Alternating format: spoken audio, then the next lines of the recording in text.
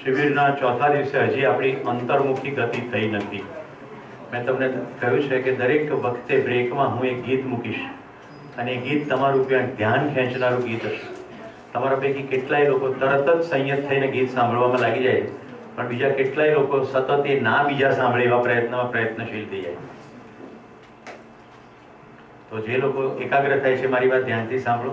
શિબિર પતી ગયા પછી આ તમારી આજુબાજુ જે થઈ રહ્યું છે એવું બહુ મોટા પાયે આજુબાજુ બાર્ગેન થશે.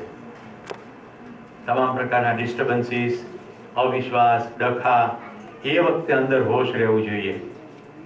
એ વખતે અંદર ધ્યાન જવું જોઈએ કે બહાર જે થઈ રહ્યું છે એનો અંદર પડઘો શું પડી રહ્યો છે. તો ધીમે ધીમે ધીમે ધીમે તમારી સ્થિતિમાં ઇમ્પ્રુવમેન્ટ આવે. ઇમ્પ્રુવમેન્ટ એટલે જાગૃતિની દિશામાં ગતિ થાય.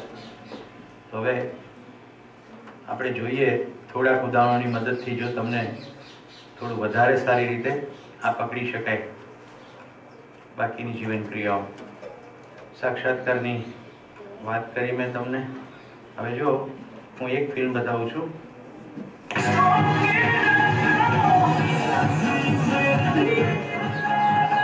મૂલ્યોનો સાક્ષાત્કાર કયો? મૂલ્ય એટલે મૌલિકતામાંથી મૂલ્ય. મૌલિકતા તો બધાની છે, પદાર્થ અવસ્થાની પણ છે. તો આ એક ભાઈ કેવી રીતે બેલેન્સ રાખીને આ બોલની સાથે પ્લે કરે છે. બોલ અલગ વસ્તુ છે અને આ રમનાર અલગ વ્યક્તિ છે, રાઈટ? એની સાથે કાર્યક્રમ થઈ રહ્યો છે, પણ બોલની મૌલિકતાની ખબર પડી ગઈ છે. જે આમ સામાન્ય રીતે ન કરી શકે એવું એ બધું કરી શકે છે.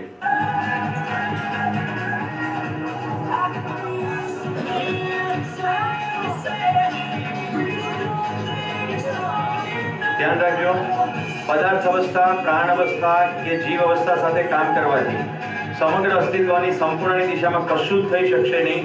ખાલી કાર્ય થશે, મનોરંજન થશે, મેક્સિમમ કદાચ થોડી સંવેદનશીલતા વધશે. આવું કરવાથી કોઈ પણ ગ્લોબલ વોર્મિંગની સમસ્યા ઓછી થવાની નથી.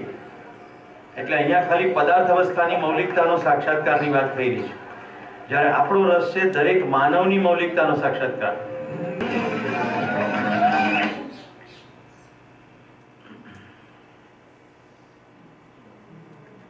પિસ્ટોરિયસ ઓસ્કાર, જેને ઓલિમ્પિકમાં એવોર્ડ્સ મળ્યા, એને એની પત્નીને પોઈન્ટ બ્લેન્કથી શૂટ કરી નાખી. જાત જાતની ડ્રગ લઈને આ એવોર્ડ જીતેલા, એટલે એવોર્ડ પણ પાછા લઈ લીધા. કુદરતે પગ છીનવ્યા, કોઈક અકસ્માતથી કે જન્મથી નહોતા, એ આપણને ખબર નથી, પણ એટલું બધું દુનિયામાં પ્રસિદ્ધિ પામ્યા આ ભાઈ, કારણ કે એમણે બ્લેડ પહેરીને આ બધું કરતબ કર્યા. આવા એક ઉદાહરણ આપણી આંખો ખોલનારા હોય છે કે પદાર્થ અવસ્થાની જેમ જ શરીરનો ઉપયોગ કર્યો. રાઈટ? પદાર્થ અવસ્થા સાથે કામ પાડવું સરળ છે, એનું આચરણ નિશ્ચિત છે. વનસ્પતિ સાથે કામ પાડવું સરળ છે, એનું આચરણ અનિશ્ચિત નથી. માનવની સાથે કામ પાડવું મુશ્કેલ એટલે છે કે આચરણ નિશ્ચિત. અને આચરણ નિશ્ચિતતા સંસ્કાર થકી થાય, અને બીજાને સંસ્કારિત કરતા પહેલા પોતાને સંસ્કારિત કરવા પડે. આટલા વર્ષો જે ખોટા પડી ગયા છે લીટા, એને સંસ્કારમાં કન્વર્ટ કરવા માટે પોતાની ઉપર ઝાડુ મારવાનું છે. તું તારો દીવો થાને ઓ ભાયા.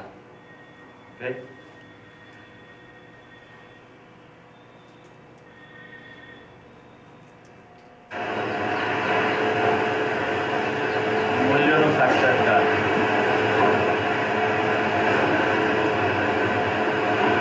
માણસની સાઈઝ અને દરિયાની સાઈઝ કમ્પેરેબલ નથી, પણ માણસની સાક્ષાત્કારની ક્ષમતા જુઓ.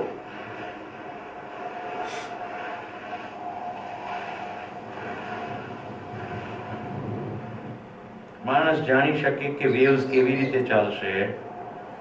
વેવ્સ અમુક રીતે ચાલે તો હું શરીરને કેવી પોઝિશનમાં રાખવું કે પડી ના જવું, ડૂબી પણ ના જવું.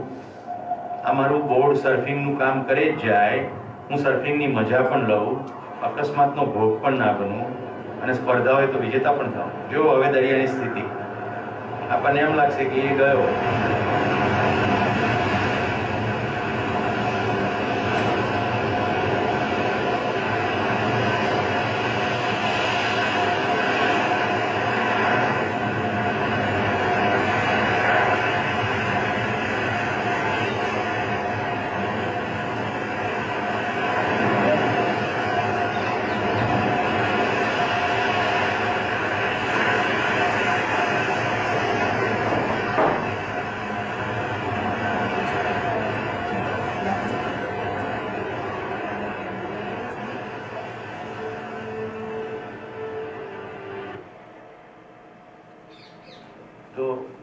જે લોજિકલી આંખથી ના બતાવી શકાય પણ અંદર સમજણ પડે, પદાર્થની, પ્રાણની, જીવની અને માનવની મૌલિકતા, એના મૂલ્યોનો સાક્ષાત્કાર. ઓકે, બીજી ઘણી ફિલ્મો છે પણ આપણે બોધ જોઈએ. હવે બોધ બતાવો તો એનાથી પણ વધારે મુશ્કેલ છે. પણ તમે આ ફિલ્મ જોઈ છે, એ ફિલ્મની અંદર જો તમને બોધ થઈ ગયો હોય કે મારી બધી પ્રપંચ છે એનું મુખ્ય કારણ મને વ્યવસ્થાનું ભાન નથી અને મેં બધું ભેગું કર્યું છે, રાઈટ, મૂલ્યોનો સાક્ષાત્કાર, વ્યવસ્થાનો બોધ, તો અસ્તિત્વમાં મબલક છે, દુકાનોમાં મબલક છે. હું તમને મારું સુખ થોડું શેર કરું. અમદાવાદમાં સીજી રોડ ઉપર જેટલી કપડાની દુકાનો છે ને એ બધી મારી છે. આ લોકો એટલા બધા ભલા અને વિનમ્ર છે કે મારા માટે બધા કપડાં ઇસ્ત્રી કરીને કમ્પ્લીટ હેંગરમાં તૈયાર રાખે છે અને એની પર ધૂળ ના ચડે એટલે એને પ્લાસ્ટિકના જેકેટમાં રાખે છે. અને હું કોઈ પણ દિવસે કોઈ પણ શર્ટ ખરીદવા જાઉં ત્યારે કે આવો સાહેબ, મારા માટે અરીસો, ચેન્જિંગ રૂમ, આ બધું રેડી રાખે છે. હું ક્યારેય કોઈ પણ કપડું ખરીદી શકું એના માટે લોકો એકદમ તત્પર રહે છે.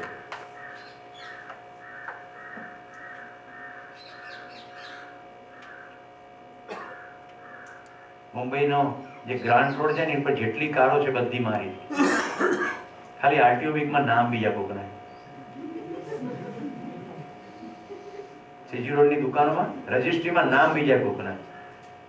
તમે હસો છો પણ આ સૂર્ય, ચંદ્ર, તારા, પક્ષી, આ કુત્તા, વાંદરા ઉપર કોના નામ છે? અસ્તિત્વમાં એટલી અદ્ભુત વ્યવસ્થા છે એની પર કોનું નામ છે? આટલા બધા સૌંદર્યનો આપણને બોધ થાય, વ્યવસ્થાનો બોધ થાય તો સુખનું ક્ષેત્ર એમ જ વધવા માંડે.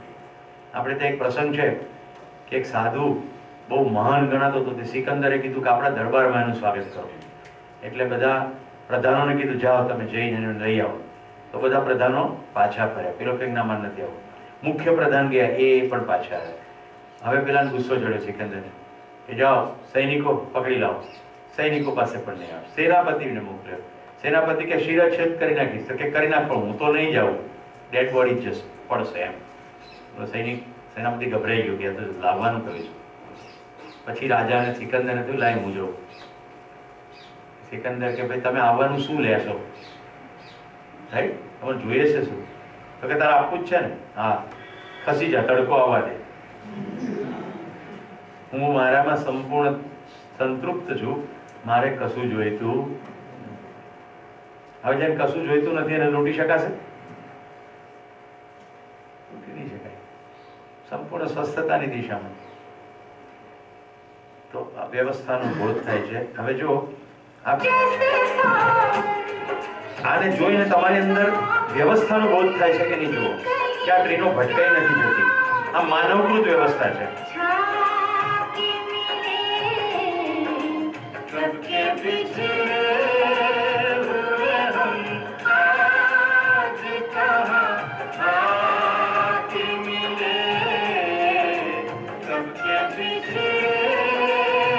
આપણે હિન્દી પિક્ચર વાળા કેટલા ગ્રેટ છે. જો ટ્રેનની જોડે પણ સજીવારોપણ અલંકાર, એમાં કપકે બિછડે ગીત નાખી દે.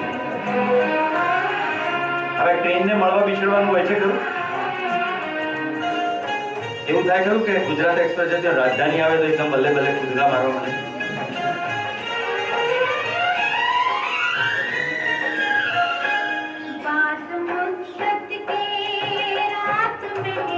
ફિલ્મ જોતા જો તમે કીધું એની પર ધ્યાન રાખજો. દ્રશ્યની અંદર તો બે ટ્રેનો સમાંતર જાય છે, બે જુદા જુદા પટરા ઉપર છે, પણ આપણી અંદર બોધ થાય છે કે આ એક વ્યવસ્થા છે માનવકૃત, જેની અંદર આવી રીતે ટ્રેનો સમાંતર ચાલે છે પણ ભટકાઈ જતી નથી. બુલેટ ટ્રેનની કલ્પના છે આપણે ત્યાં, જાપાનમાં જે ટ્રેન છે આપણે ત્યાં કલ્પના છે હજી કે આપણે પણ એવું કરવું છે. અમદાવાદથી મુંબઈ એમ કે 2.5 કલાકમાં પહોંચી જવું છે. રાઈટ, મેટ્રોસ બનાવવાની વાત ચાલી રહી છે લગભગ મોટા બધા શહેરોમાં. શું છે આ? ભૌતિક વિજ્ઞાનના નિયમો, કોઈ ચમત્કાર નથી, વ્યવસ્થા છે. ગુરુત્વાકર્ષણના સિદ્ધાંત પ્રમાણે ટ્રેન પોતાના વજનથી પાટાની ઉપર જ જકડાયેલી રહેશે. એન્જિન એ જકડનને ઢીલી કરીને પુશ આપશે. એન્જિન જેવું પુશ કરવાનું બંધ કરશે એટલે પાછી ટ્રેન ઊભી જ રહેશે. નિયમ છે. કોઈ ચમત્કાર છે નથી. રાઈટ, આ થયો વ્યવસ્થાનો બોધ. માનવકૃત વ્યવસ્થા જોઈ રહ્યા છો, અસ્તિત્વગત નહીં. આવું આપણા દેશમાં કદાચ થાય તો નવાઈ નહીં.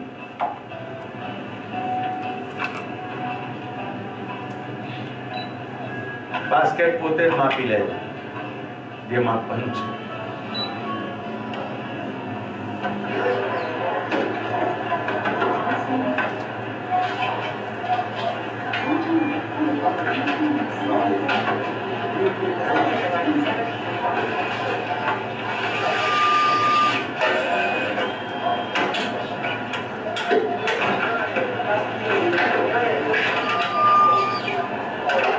બાસ્કેટ જતું રહ્યું, થેલી આવી ગઈ.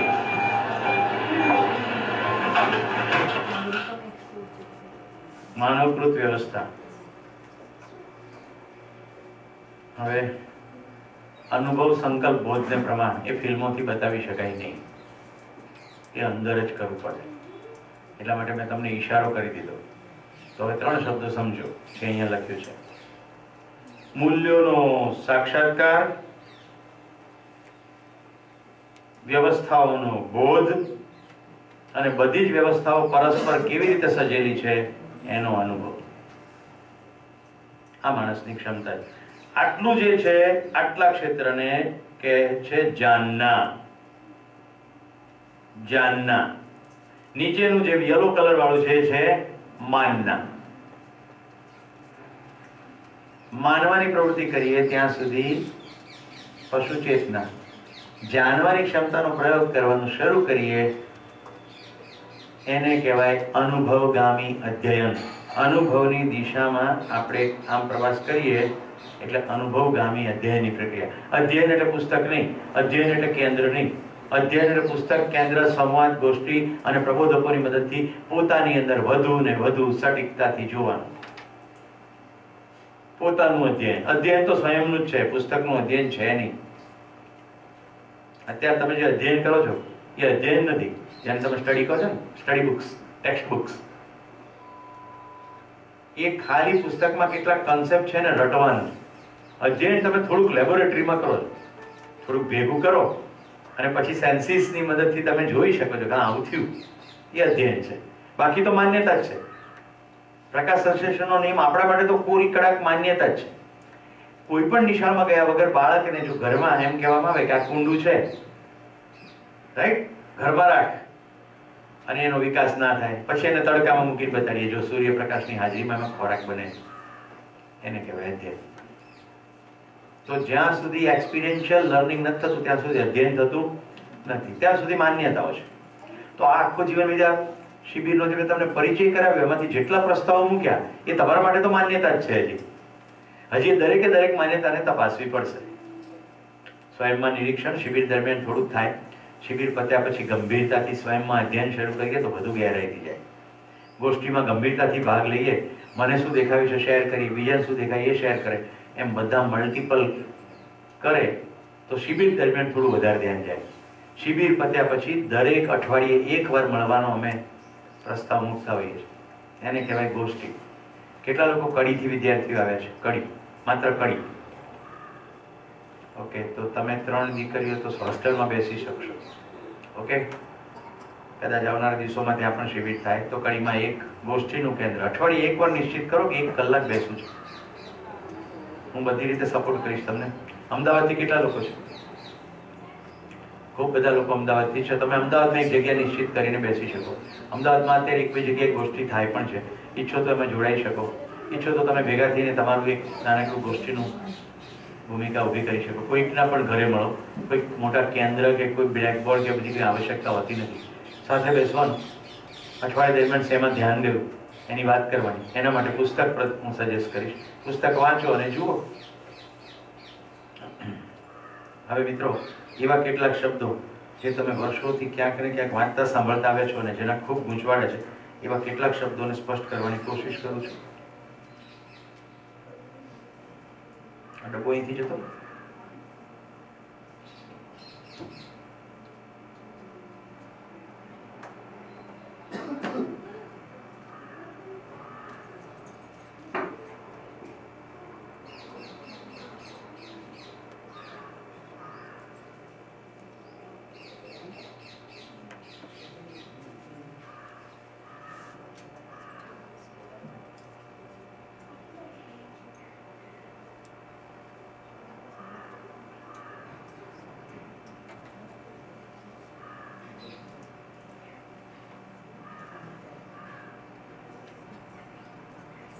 હવે હું ચિંતન લખી રહ્યો છું સાક્ષાત્કારની જગ્યાએ।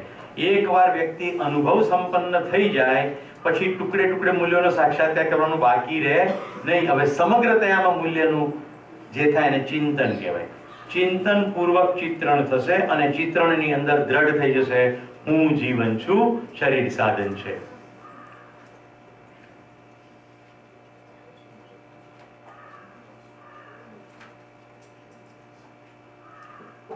હવે જો મિત્રો, હું નવા શબ્દો થોડાક લખી રહ્યો છું। આ જેટલું પહેલું કોલમ છે એને સ્થિતિ ક્રિયા કહે છે અને જેટલું જમણું કોલમ છે એને ગતિ ક્રિયા કહે છે। તમને તે સ્થિતિ પણ ક્રિયા બતાવો।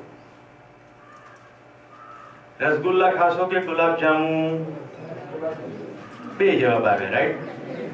તો તમે ચયન કરો છો પણ દરેક વખતે રસગુલ્લા અને ગુલાબ જાંબુનો સ્વાદ તો સ્થિર છે જ ને, એટલે સ્થિતિ ક્રિયા એ નિરંતર છે, સ્થિતિમાં છે। સ્થિતિમાં જેટલી વસ્તુ છે એના માટે એક સુંદર શબ્દ પ્રયોગ થયો, બલ। જમણી બાજુ જેટલું છે બધું ગતિમાં છે। જેમ કે ચયન સામે આવે ત્યારે આપણે ચયન કરીને કાર્ય કે વ્યવહાર કરશું, સામે આવે ત્યારે, ના આવે ત્યારે પણ ગતિ જ થઈ રહી છે અંદર। જેવું એમ કે આ ખાઈશું કા, રાઈટ? તો જે નિર્ણય થયો, પસંદગી થઈ, એ ગતિ છે। ગતિને કહ્યું શક્તિ। આસ્વાદન ક્રિયા અથવા આસ્વાદન નામની સ્થિતિ ક્રિયા નિરંતર સુખની અપેક્ષામાં આસ્વાદન થઈ રહ્યું છે, એ ક્રિયાનું નામ કયું? મન। તુલન નામની સ્થિતિ ક્રિયાનું નામ કયું? વૃત્તિ। ચિંતન નામની સ્થિતિ ક્રિયાનું નામ કયું? ચિત્ત। ક્રિયા છે। બોધ નામની સ્થિતિ ક્રિયાને કયું? બુદ્ધિ। અને અનુભવ નામની સ્થિતિ ક્રિયાને કયું? આત્મા। ચયન નામની ગતિ ક્રિયાને કયું?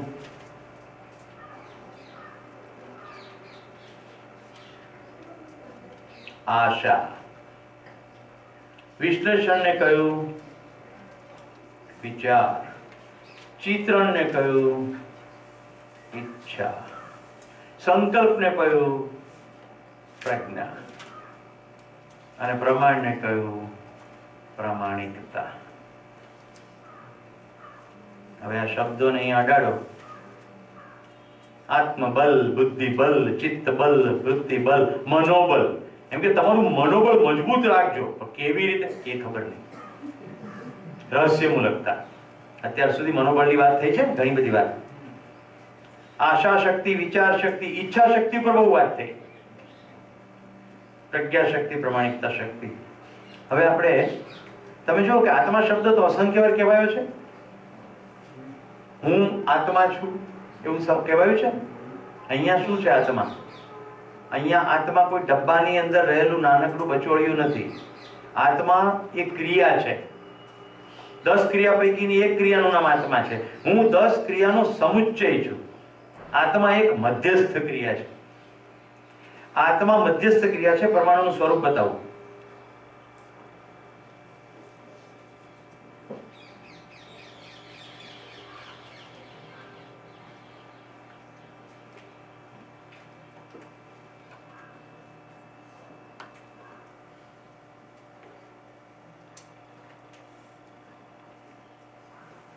દેખાય છે?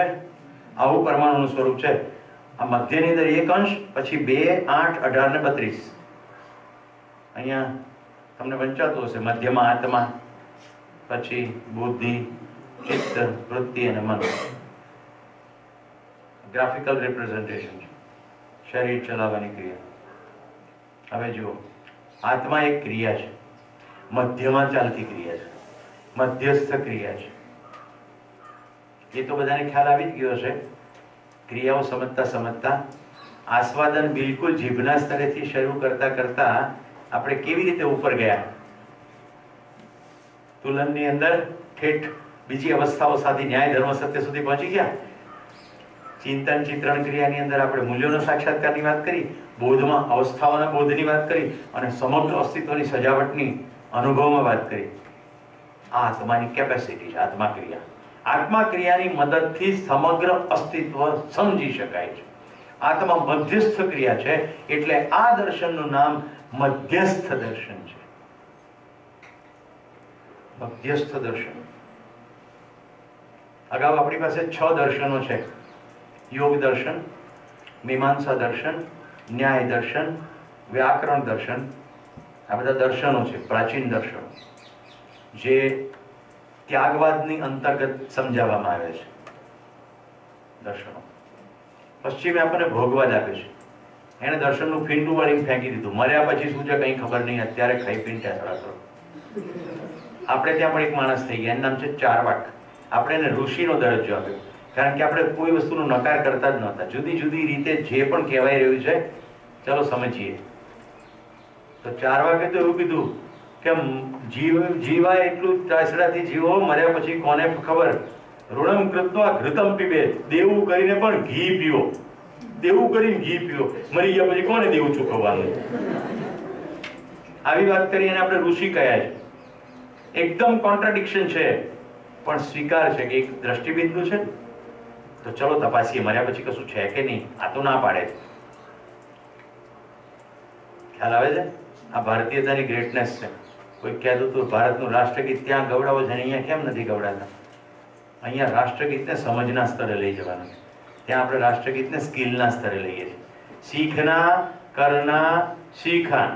અહીંયા સમજના, જીના, સમજાન. તો રાષ્ટ્રગીત પ્રત્યે હજી મને પૂર્ણ આદર જ છે, પણ હવે અહીંયા રાષ્ટ્ર સમજાવ્યું. જીવન મૂલ્યો. રાષ્ટ્ર એક, રાજ્ય અનેક. રાજ્ય એક ખાલી વહીવટી અનુકૂળતા છે. માનવ જાતિ એક, તો ભેદભાવ શેના? ખાલી વહીવટ જ કરવાનો છે. એક સામટા 750 કરોડ માણસોને ના પહોંચી શકાય, વાતય ના કરી શકાય. તો વહીવટ કરવા માટે તમે નેટવર્ક ગોઠવો, ટેલિકમ્યુનિકેશનનું નેટવર્ક ગોઠવો, એકથી બીજી જગ્યાએ પહોંચવા રોડનું નેટવર્ક ગોઠવો. તો એ બધું કોઈ કંઈ ગોઠવવું પડે, એટલે ગોઠવણ માટે વહીવટ.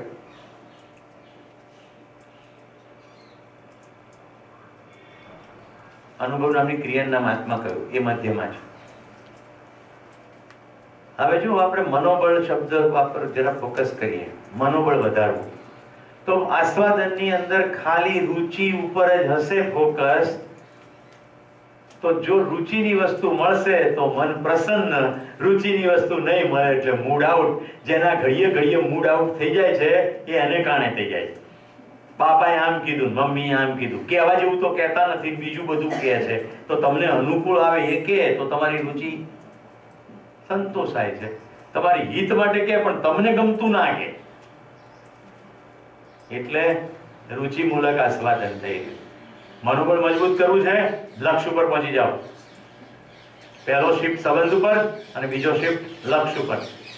આ પૃથ્વી પર આ સાધન મળ્યું છે, સુખ શાંતિ સંતોષ આનંદની દિશામાં હું શું કરી શકું, મારી પાસે ભેગી થયેલી કુશળતાઓ થકી શું કરી શકું, બીજી નવી કઈ કુશળતાઓ મેળવીને કરી શકું. એટીટ્યુડ, સ્કિલ અને નોલેજ, રાઈટ. કેવા પ્રકારની ઉર્મિઓને મારે રાખવી છે, કેવા પ્રકારની ઉર્મિઓને દૂર કરવી છે. દૂર કશું થાય નહીં, એકચ્યુઅલી અસ્તિત્વમાં બધું રહે છે. એટલે જે વસ્તુ પ્રભાવક હોય એની જગ્યાએ મોટો પ્રભાવવાળી વસ્તુ લાવી દેવાય. દાખલા તરીકે પાણીના ગ્લાસમાં લીંબુ નીચોવીએ અડધું, તો શરબતનો સ્વાદ આવે. હવે અડધું લીંબુ માટલામાં નીચો તો સ્વાદ કદાચ થોડો લાઈટ આવે કે કંઈક આમાં નાખ્યું છે પાણી સિવાય. 1000 લીટરના ટાંકામાં નાખો તો જરાય સ્વાદ ના આવે, અને 1 લાખ લીટરના મ્યુનિસિપાલિટીમાં નાખો તો સ્વાદ ના આવે. પણ લીંબુ તો રહે જ, અંદરથી જતું ના રહે. કોઈ એમ કે ના એમાં લીંબુ નાખ્યું નથી, નો, છે જ. અસ્તિત્વમાં કશું જતું નહીં રહેતું, છે જ, ગ્રીપ જતી રહે. આપણે જિંદગીમાં કટુ અનુભવો થયા હોય ને, તો બહુ સરસ અનુભવોમાંથી પસાર થવું પડે, જેને હું અનુભૂતિ શબ્દ વાપરું છું. તો પેલી કટુતા રિડ્યુસ થઈ જાય. મને શિક્ષક તરીકે જો સૌથી મોટો કોઈ ફાયદો થતો હોય લોકો સાથે, તો એ છે કે મારી સામે જ્યારે લોકો પ્રશ્નો લઈને આવે ત્યારે મને એમ થાય કાશ હું આને સોલ્વ કરી દઉં. કમસે કમ મારી જિંદગીમાં પ્રશ્ન તો નથી આવ્યો. કોઈકનો કપાયેલો પગ જોઈએ તો એવું ધ્યાન જાય ને કે આપણે તો પગ છે, તો we are in a better situation, thank God. અને જો સોલ્વ કરી શકીએ, વાહ, આપણે નિમિત્ત બની શક્યા, તોય સુખ. પહેલા એ પ્રોબ્લેમ નથી એનું સુખ, એનો સોલ્વ કરી શક્યા એટલે બીજું સુખ. અને ત્રીજું, કેટલાક લોકો પોતાની જિંદગીની ખુશી વ્યક્ત કરે, હા આજ તો આવો પ્રોજેક્ટ કર્યો, પપ્પા મમ્મી ખુશ થઈ ગયા, ગામના લોકોએ સન્માન કર્યું, ચહેરો હસી રહ્યો છે પણ આંખમાં પાણી છે. તો કંઈ પણ એવું થાય. આ કિશનના પપ્પા મમ્મી એક કાર્યક્રમમાં આવ્યા, રોવે રોવે રોવે મને ભેટીને ખુશીથી, કારણ કે એના પપ્પા મમ્મીને મનમાં કિશન માટેનો જે છાપ હતી એ બદલી ગઈ, એટલે એને મારા માટે બદલી ગઈ. તો મારું સુખ શેર કરું છું તમને, તો તમને બતાડું છું તમારું કેવી રીતે સુખ થાય. तुलसी इस संसार में भात भात के लोग, सबसे हिल मिल चालिए नदी नाव संजो. તુલસીદાસ કેટલું સુંદર કહી ગયા, નદી નાવ સંજો. નદી પાણી હાલક ડોલક થાય, નાવ પણ હાલક ડોલક થાય, એમ બધું અનસર્ટેન ચાલ્યા કરે. ભાત ભાત કે લોગ, સબસે हिल मिल ચાલીએ, બધાને હળી મળીને ચાલો. चित्रकूट के घाट पे भई संतन की भीड़, તુલસીદાસ ચંદન ઘસે તિલક કરે રઘુવીર. આવું એ બોલતા હતા. કોકે પૂછ્યું, આ તમે શું કરો છો? તો કે સવારથી હું ગાવાનું શરૂ કરું અને ચંદન ઘસવાનું શરૂ કરું. અહીંયાથી જેટલા આવે એ બધાને ઘસતો જાઉં, ચંદન લગાડતો જાઉં. એનાથી બે ફાયદા થાય. એક તો હું ઘસું એટલે મને ચંદનની સુગંધ આવે, હું એને સામેવાળી વ્યક્તિને લગાડું એટલે એને શુભ ભાવના થાય. અને મેં નક્કી કર્યું છે કે જ્યારે મારા મોઢામાંથી તિલક કરે રઘુવીર આવે શબ્દ, એ વખતે હું જેને ચંદન લગાડું એ રઘુવીર પોતે છે. એટલે હું અહીંયા ઘસવા બેસું ત્યારે મને એવું માનીને બેસું કે આજે ભગવાન શ્રી રામ પોતે મારા હાથે ચંદન લગાડવા આવવાના છે. એટલે મારી પ્રત્યેક ચંદન ઘસવાની જે ક્રિયા છે એમાં મને ખૂબ ખુશી મળે. શબરીવાળો પ્રસંગ યાદ કરો મિત્રો. આવું કહેવાનો બિલકુલ આશય એવો નથી કે હું એવું કહી રહ્યો છું કે આવું કંઈક થયું હશે. આવું કંઈક થયું હશે કે નહીં થયું હોય એ તો ભૂતકાળ છે. વાક્ય પ્રમાણ નહીં, શાસ્ત્ર પ્રમાણ નહીં, વ્યક્તિ પ્રમાણ નહીં, આચરણ જ પ્રમાણ. પણ આવા પ્રસંગો આપણી આંખ ખોલનારા છે કે લોકો કેવી કેવી રીતે બીજાની સાથે વ્યવહાર ગોઠવવા માટે પોતાની અંદર સમજ કેળવી લે છે. એ પછી રામાયણમાંથી કેળવે, મહાભારતમાંથી કેળવે, કુરાનમાંથી કેળવે, જૈન અવસ્થામાંથી કેળવે કે કલ્પસૂત્રમાંથી કેળવે, ગમે ત્યાંથી કેળવે. બીજાની સાથે મારે કઈ રીતે વ્યવહાર કરવો છે એની સમજ કેળવે છે. એ સમજની પરંપરા નથી બની ત્યારે આ પ્રસ્તાવ આવ્યો છે. આપણી પાસે અત્યારે રામ ભગવાન કે કહીએ કૃષ્ણ ભગવાન, એના વારસોના કોઈ સરનામા છે? કન્ટિન્યુટી દેખાય છે કોઈ જગ્યાએ? આચરણની પરંપરા દેખાય છે? નથી દેખાતી. ઇવન ગાંધીજી તો હજી હમણાં થઈ ગયા. આપણે નોટોની અંદર ફેરવીએ છીએ પણ કોઈને એમ થાય છે કે ચલો એડ્રેસ કાઢીને પહોંચીને જઈએ, બસ તમારા દાદાએ જોરદાર કામ કર્યું, એક કપ ચા પીવડાવી દે હેડો, અથવા ચલો હું પીવડાવી દઉં, લેટ મી થેન્ક યુ. નો, આવું નહીં કરતા.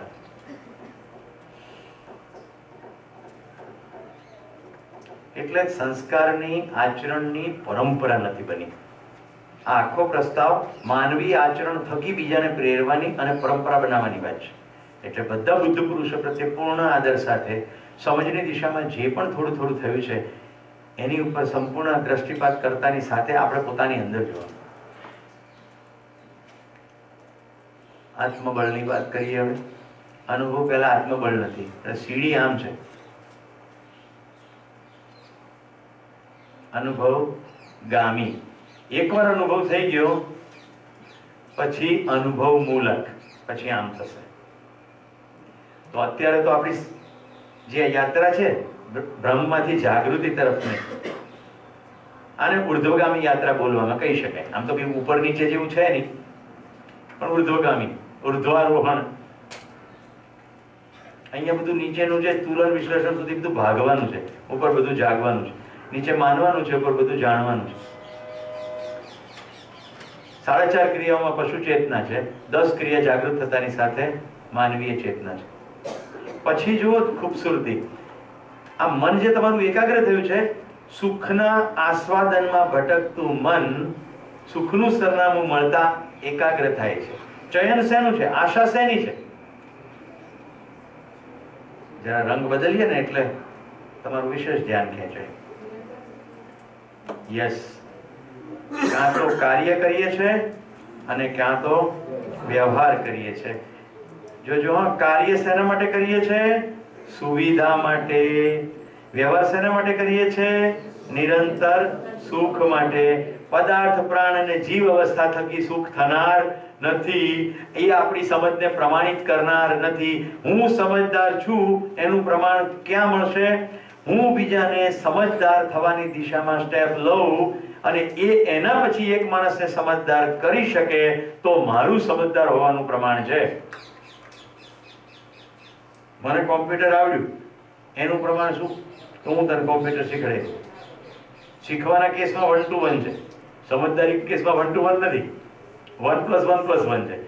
હું તને સમજાવું અને જો તું સમજી શક્યો હોય તો તું બીજાને સમજાઈ શકે. કેટલા ડિફરન્સ ખ્યાલ આવે? આ ઇન્ટરેસ્ટિંગ વસ્તુ છે. મારા આચરણ થકી એ પ્રેરાય અને એક્ઝેક્ટ એવું આચરણ એનું નિશ્ચિત થઈ જાય તો એ કન્ટિન્યુ કરે. આ પ્રેરણા, નહીં તો પ્રભાવ. એમ કહેવાય કે ચાલે 10 વાર ઉઠબેસ કરજો, હું કરું છું એટલે મેં કરી, હવે એ બી કરે તો લાગે ને કે આ તો સેમ જેવું આચરણ થઈ ગયું. એ પ્રમાણ નથી, કારણ કે તો શાસન કરીને કરી દે. જેવો થર્ડ માણસ આવશે એટલે પ્રમાણની શરૂઆત થાય. જો મેં સમજાવીને કર્યું છે તો એ બી સમજાવશે ને, નહીં તો એ શાસન જ કરશે. એ કે જો પેલા કરે એવું બેસતું બી કર, એટલે દરદર બધે શાસનની પરંપરા અને બધે અતૃપ્તિની પરંપરા. કોઈના પણ ચહેરા પર નૂર કે પ્રસન્નતા નહીં. નિરંતર સુખ આ રીતે પ્રમાણિત થશે. તો કરવાનું કામ કેટલું છે? 4.5 ક્રિયા તો થઈ જ રહી છે, બાકીની 5.5 થઈ રહી છે, એની તરફ જાગવાનું. આ 10 થાય એટલે ક્રિયા પૂર્ણતા. એકદમ ગુડ ન્યૂઝ આપી દઉં, ગઠન પૂર્ણતા થઈ ગઈ. આપણે બધા ગઠન પૂર્ણ કરવાનું છે, ભૌતિક રાસાયણિક ક્રિયા નહીં થાય. ઓકે, ગઠન પૂર્ણતા થઈ ગઈ, 33% કામ તો પતી ગયું. 5.5 ક્રિયાઓમાં જાગૃત થઈએ એટલે ક્રિયા પૂર્ણતા થઈ જાય. ક્રિયા પૂર્ણતા થાય પછી જે થાય એનું નામ છે આચરણ પૂર્ણતા. 3 જ વસ્તુ છે: ગઠન પૂર્ણતા, ક્રિયા પૂર્ણતા, આચરણ પૂર્ણતા. 33% થઈ ગયું, બાકીનું 33% કરીએ એટલે ઓટોમેટિક પછી આચરણ પૂર્ણતા થાય. કોઈએ મને પ્રશ્ન પૂછ્યો, ચરિત્ર શબ્દ છે આમાં? મેં કીધું છે. માનવીય મૂલ્ય, નીતિ અને ચરિત્ર, 3 વસ્તુ જોઈશું. ચરિત્ર છે. કોઈએ કહ્યું કે દેવ ચેતના અને બધું છે. દેવ ચેતના છે, દિવ્ય ચેતના છે, ભૂત, પ્રેત, રાક્ષસ, અવતાર, કશું બાકી નહીં, બધું જ છે. આગળ વધવું છે.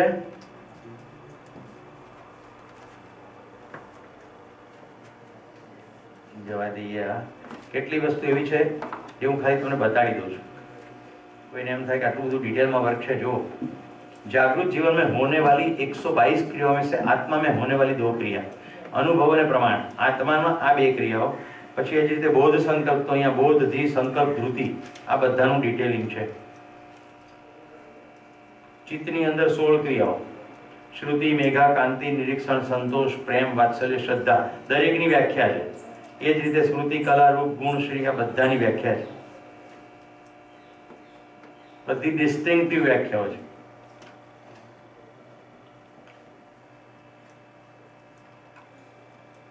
तो હવે આપણે मैं जीवन हूँ और शरीर को चलाता हूँ એની થોડી વિડીયો ક્લિપ એ એંગલથી જોઈશું કે હવે જે અંદર ક્રિયાઓ થઈ રહી છે એને અનુરૂપ આપણે ચયન કરીએ છીએ. શેનું ચયન કરીએ છીએ? કાર્યનું અથવા વ્યવહારનું. જો ચયન વ્યવહારનું ચયન કરીએ છીએ અને કાં તો કાર્યનું ચયન કરીએ છીએ. હવે હું તમને જ્યારે ફિલ્મ બતાડું ત્યારે તમારું ધ્યાન જવું જોઈએ કે શેનું ચયન થઈ રહ્યું.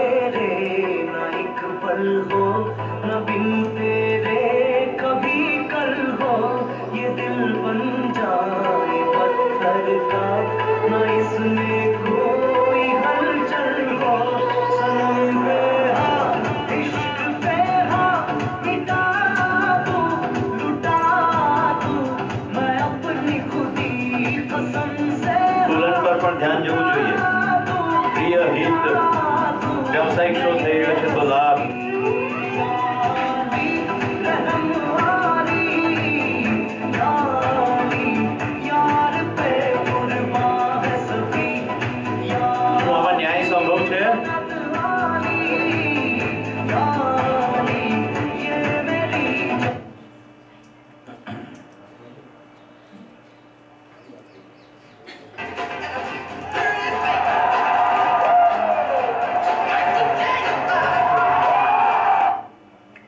એક જ ધ્રુવ પકડીને આપણે આ ફિલ્મો જોઈ રહ્યા છીએ. હું જીવન છું અને શરીર ચલાવું છું, પણ હું જે જીવન છું શરીર ચલાવવા માટે કાર્ય અથવા વ્યવહાર કરું છું. ઓકે, કાર્ય એટલે ભૌતિક, રસાયણ વગેરે બાહ્ય વિજ્ઞાનોનો ધ્યાન લઈને પદાર્થ, પ્રાણ અને જીવ સાથેનું કાર્ય.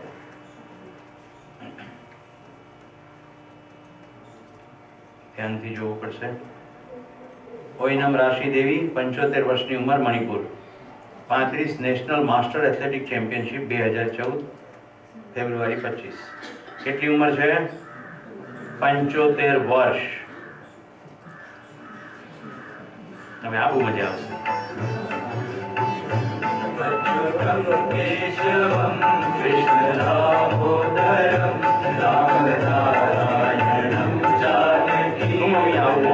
ભજન કરો.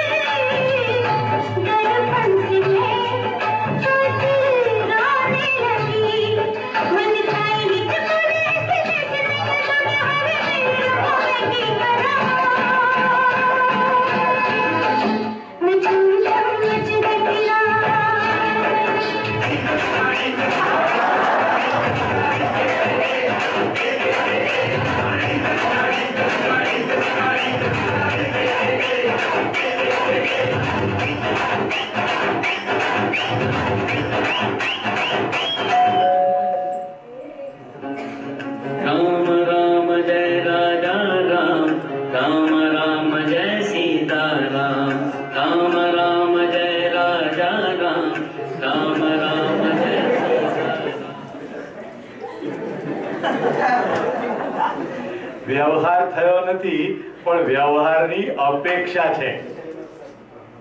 રાઈટ? વ્યવહારમાં આપણે શું જોયું? ન્યાયમાં ઉભય તૃપ્તિ છે. અહીંયા ઉભય તૃપ્તિનો ભ્રમ છે. શું છે કે પેલીની અપેક્ષા આવી છે કે બધા ભજન કીર્તન કરતા હશે તો આપણે એ પ્રમાણે કરો. ખ્યાલ જાય છે?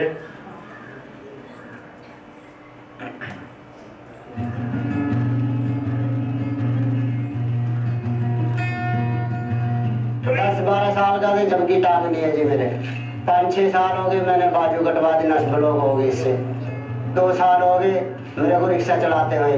150, 200, 250 रुपए बन जाते हैं मेरे को यार. कोई महसूस नहीं है रिक्शा चलाने के लिए. मैं दूसरे बंदों के आगे से भी निकाल देता हूँ आके रिक्शा. कोई मेरी बराबरी नहीं कर सकता रिक्शा चलाने में. उनकी देखो 2 टांगे यार, मेरी 1 टांग है. 1 टांग से पता कितना चक्कर घुमाता हूँ मैं, फिर भी मैं पीछे छोड़ जाता हूँ उनको भी. मैं पहले तो किराए पे दी, फिर मैंने अपने किस्तों पे ले ली है. अब देख लो जी शाम तक ही ये सफर कितना होता है, कम से कम 40-50 के तो गेड़े भी पड़ जाते हैं. तो अच्छी भी माड़ी भी निकल जाती है कोई सवारी. फिर समझदार हो भाई, आप कैसे खींचोगे, कैसे ले जाओगे, चला लोगे, ऐसे भी कहते हैं. चलाया वैसे मजबूरी के लिए चलाया भैया मैंने. मेरे हाथ नहीं है, पैर नहीं है भाई. भैया मेरे बच्चे हैं छोटे छोटे, मेरे बच्चे को कौन खाना खिलाएगा, करके कौन देगा. पत्नी पूरी होगी मेरी, 1.5-2 साल हो गए उसको भी। बच्चे को मैं ही पाल रहा हूँ बिल्कुल। जो काम मिला मैंने कभी हार नहीं मानी मैंने अपनी। तो जब तक अपना हाथ पैर चलेगा, देखो हम रिक्शा चलाएंगे चलाएंगे।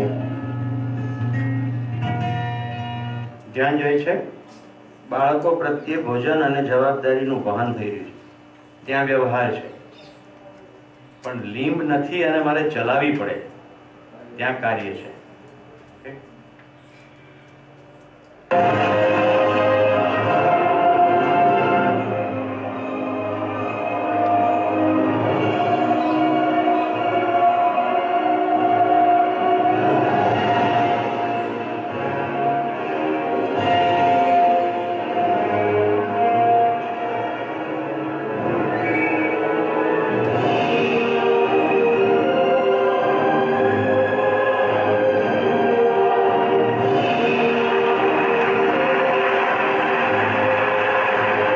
કેટલા લોકોને ડ્રાઇવિંગ કરતા એવો અનુભવ થયો છે કે 4 રસ્તા ઉપર એક વાહન ડ્રાઈવર બીજા ડ્રાઈવરને કોઈ પણ ઈશારા કર્યા વગર ખાલી જોઈને એક નીકળી જાય ને બીજો ઉભો રહે.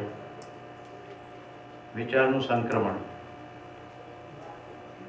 આવા તમામ પ્રકારના એક્રોબેટના ખેલમાં સહેજ જ નાનકડી મિસ્ટેક થાય એટલે અકસ્માત થઈ જાય, પણ થતો નથી.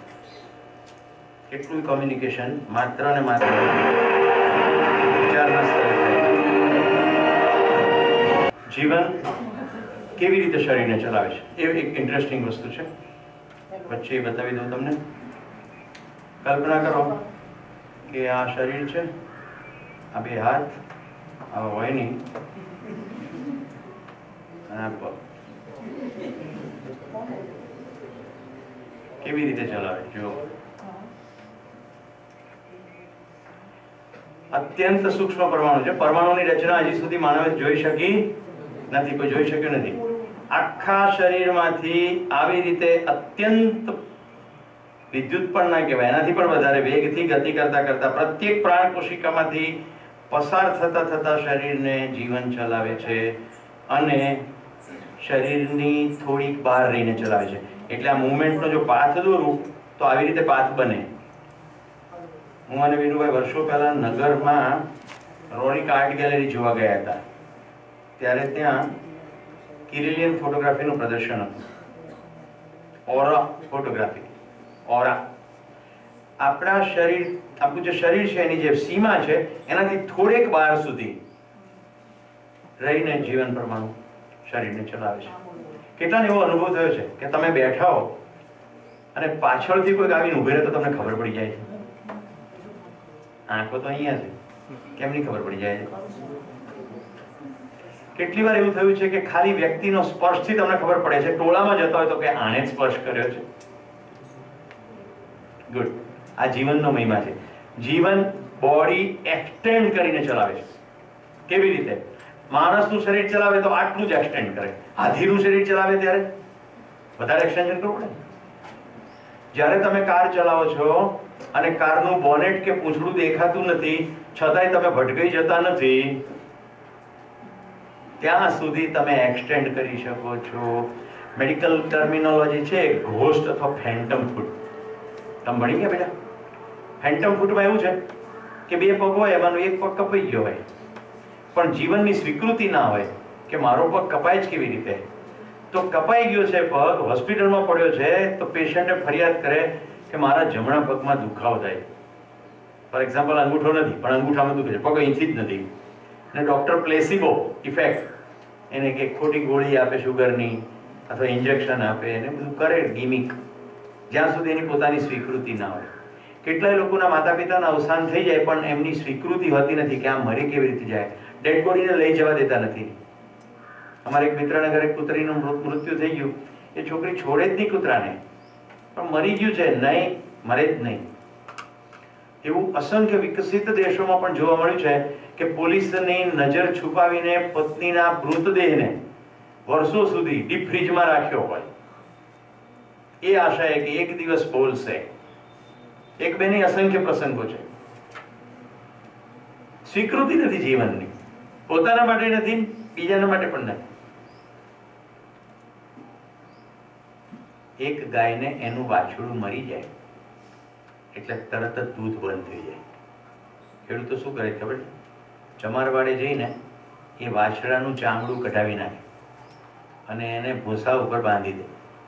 લાકડું અને ભૂસું ભરે એમ માનો ને કે સ્ટફ વાછડું, પણ સ્ટફ નથી હોતું, આખું ભરેલું નથી હોતું.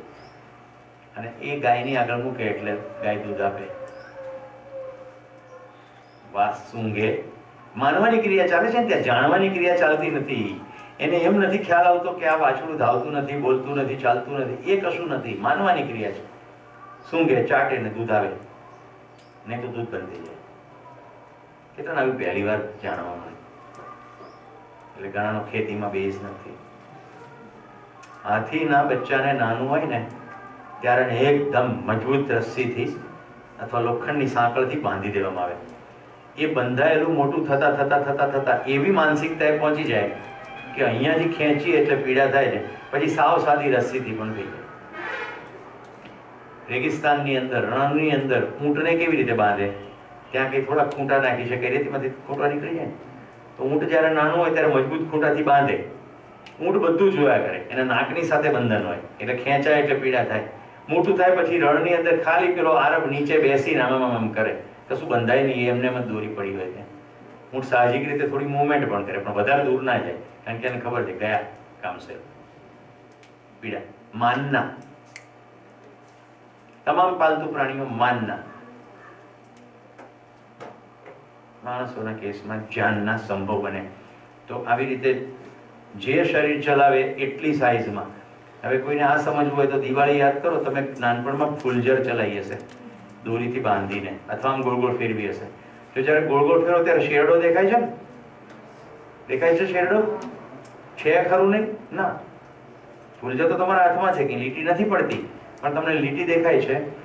એક્ઝેક્ટ એવી જ રીતે એ પ્રકાશનો જે પુંજ છે, જીવન પુંજાકાર સ્વરૂપે સમગ્ર શરીરમાંથી પસાર થતા એક કોશિકામાંથી પસાર થતા ચલાવે છે.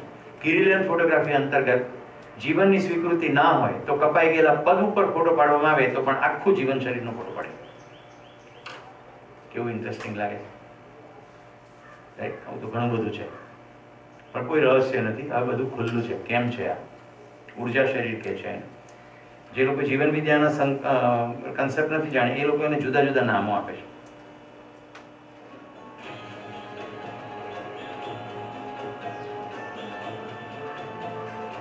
+80 ઉંમર. મારાથી આ થતું નથી એવું કહેનારા તમામ જીવનો સ્વીકૃત નથી કરતા. સ્વીકૃતિમાં આવે તો શરીર ચલાવી શકાય. જો ડિફોર્મ પરમેનન્ટ ના થઈ ગયું હોય તો, એનાટોમિકલ ડેમેજ ના થયું હોય તો શરીર ચલાવી શકાય. યોગના વર્ગો પણ ચલાવે for generations, and has been recognized as the world's oldest yoga teacher by the Guinness Book of World Records. And to get all the way down to the floor and right up. Nothing's impossible. Whatever you want to do in life, just tune in to know that within you is the answer to everything. And just don't think about, let anybody tell you, that getting old. Energetic Tao was born at the end of the First World War in 1918 and has been a yoga instructor for the last 56 years. I've been like this since I was a child. There's so much to do. આસન છે. And if we spend જો our ચામડી time, જોવો એટલે ખબર પડશે ઉંમરનું. પદ્માસન.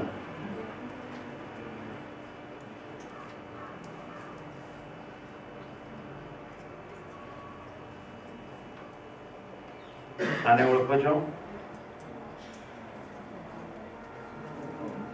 નાટ્ય Mayuri film જોવી જોઈએ બધા યુવાનોએ. જેને એમ થાય મારાથી કશું ના થાય. એક પગ ગયા પછી સુધાચંદ્રન. હવે આ જુઓ કેટલો બધો ફાઇન કંટ્રોલ શરીર ઉપર જીવન કરી શકે છે.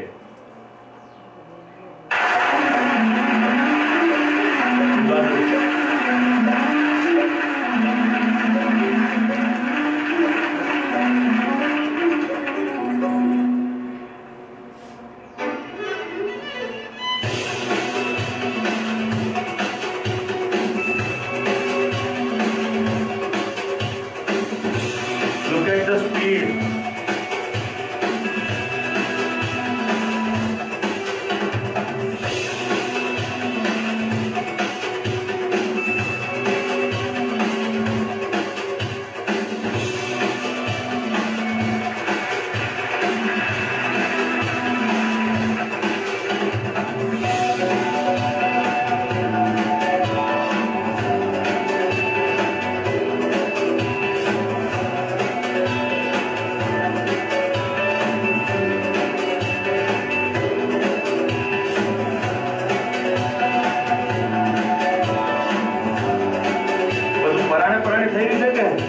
વ્યવસ્થિત થઈ ગયું છે?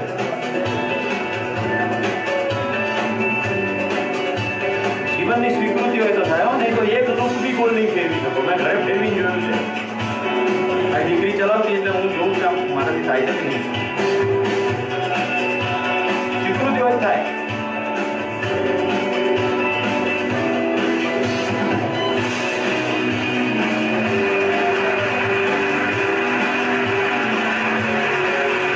હવે હું જે કન્સેપ્ટ કહી રહ્યો છું એ છે એક્સટેન્ડેડ બોડી.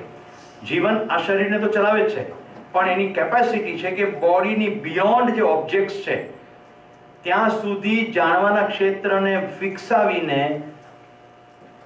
એને પણ નિયંત્રિત કરીને. અત્યારે તો આ હુલાલું ગોળ ફરી રહ્યું છે, રાઈટ? તમને વધારે પડતું. હવે જો બે ઓબ્જેક્ટ છે, see the coordination.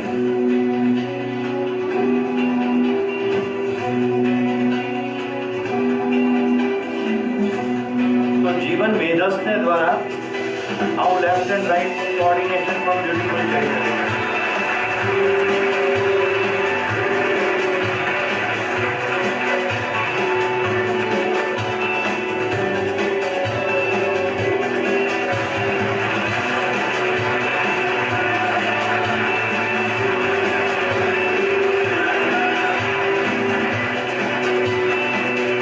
કેટલા કરી શકે?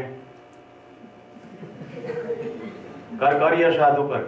સ્વીકૃતિ હોય તો કોઈ પણ કરી શકે. હાથ ઉપર કેમ નથી થતા? ઉપલબ્ધ છે, સ્વીકૃતિ નથી. આપણી સ્વીકૃતિ હોય તો થાય. આપણી સ્વીકૃતિ વગર કશું નહીં થાય. ઘણું બધું આગળ છે પણ આપણે નહીં જોઈએ.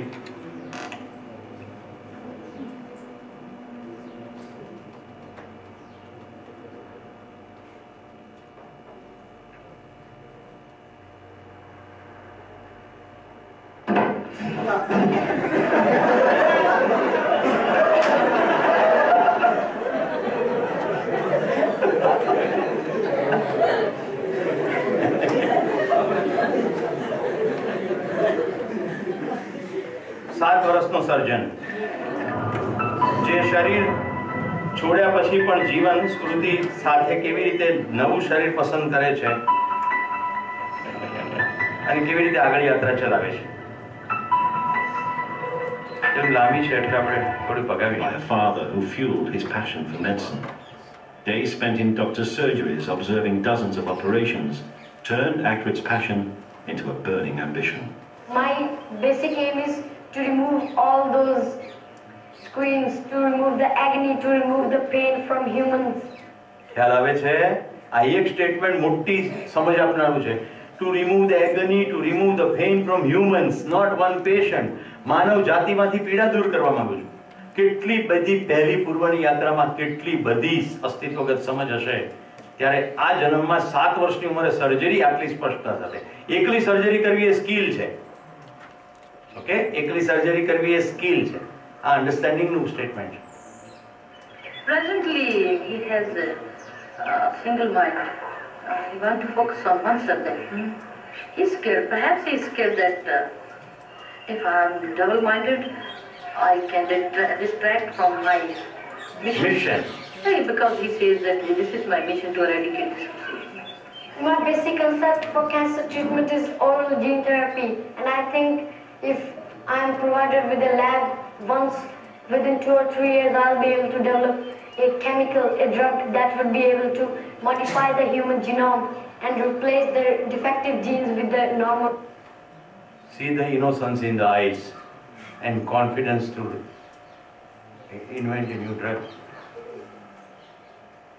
દાયો પડવાની છૂટ છે. Akrit attended a local school run by his parents, but there was soon very એટલે આપણા little દેશનો to ભાગ. teach him. Anyway, so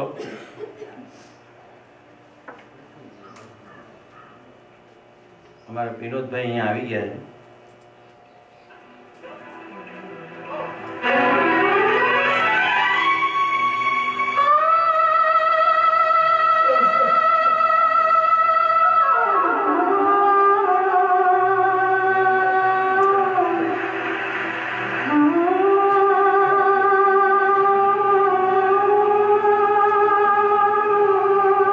ઓળખો છો આ આપીશ ને. અમદાવાદ ગુજરાત હાઈકોર્ટના વકીલ મુક્તા શાહ છે, વકીલ હાઈકોર્ટના, પણ જીવનની ચોઈસ છે શરીરને બીજી રીતે પણ ચલાવવાની.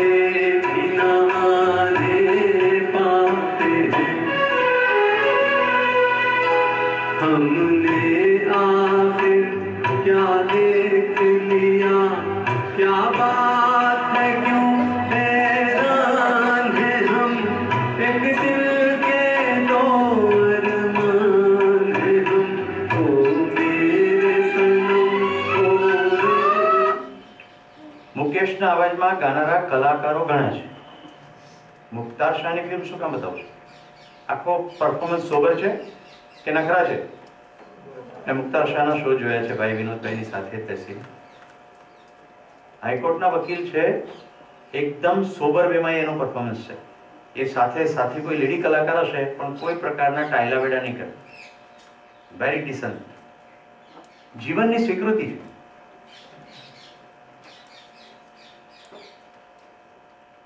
તમે એવાય કલાકારો જોશો કે બીજાની કોપી કરતા કરતા બીજું કેટલું બધું કરતા હોય, અને એવાય કલાકારો જોઈશો કે વાયરને વળ દેતા હોય, આમ ઓર્કેસ્ટ્રાને કમાન્ડ કરવાની કોશિશ કરતા હોય, જ્યારે કે ઓર્કેસ્ટ્રા કંડક્ટર ઓલરેડી સેપરેટ હોય જ. આખું ઓર્કેસ્ટ્રા એક રિધમમાં જાય એના માટે એક સેપરેટ કંડક્ટર હોય, પણ આ લોકો આમ કરતા બરાબર તે સરખું તબલા બગાડ્યા. સ્વયંમાં આત્મવિશ્વાસનો અભાવ હોય ત્યારે એમ થાય. આઈ થિંક ઘણું. હવે પાર્ટ ચલણ આપણે જોયું, આખું શરીર ચલણ જોયું. નાઉ લેટ અસ સી બે જીવન ને એક શરીર. બે જીવન એક શરીર, રાઈટ રીતિબેન? આપણા શરીરમાં કોઈ બીજું જીવન પ્રવેશી જાય તો લોકો શું કહે? ભૂત આવ્યું. થાય છે એવું, એ પણ છે. આ જીવન એટલે હું જીવન છું, આ શરીરને ચલાવું છું. પ્રાંશુ જે છે એ મારી કરતા વધુ પાવરફુલ હોય તો મને ખસેડી દે સાઈડમાં અને પોતે ઘૂસી જાય અને પછી ચલાવે. પણ અહીંયા આપણે જોઈએ એવું કંઈ કર્યા વગર જો when they take pictures, so they just knew who Abigail we and are Brittany. and stuff. As they've grown, And much of grown their up life છે, is હવે still કોઈ the નાની same. બચ્ચીઓ નથી. They still live in the same small town in Minnesota with their 14-year-old brother Cody, 12-year-old sister Morgan, parents Mike and Patty, and the family dog Sadie. To put it simply, Abby and Brittany are not morning people. When they wake up in the morning, they're usually cranky. When they get up in the morning, they're very crabby. From the moment they start their day, Abby and Brittany are an incredible display of teamwork. From doing their hair to putting on makeup, they appear to be totally in sync, but that doesn't mean they always agree. It's fine, don't touch it. Believe me, we are totally different people. We usually bargain with each other, like, if you do this, I'll give you that, or we take turns. We take turns a lot.